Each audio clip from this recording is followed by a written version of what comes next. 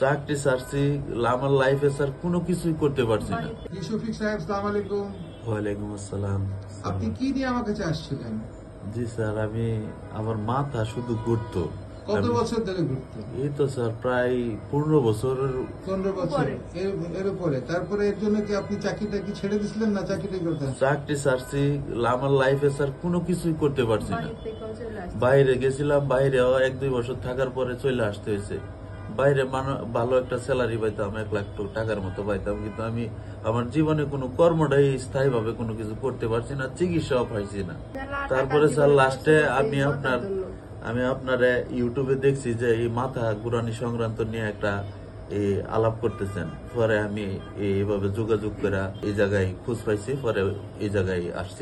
Sir ইনশাল্লাহ এখন আমার কানের অপারেশন করছেন, নাকের অপারেশন করছেন। ইনশাল্লাহ আল্লাহর রহমতে মোটামুটি অনেকটা সুস্থ, আমি অনেকটা পরিবর্তন। কয়দিন হলো আমার কাছে আসছেন?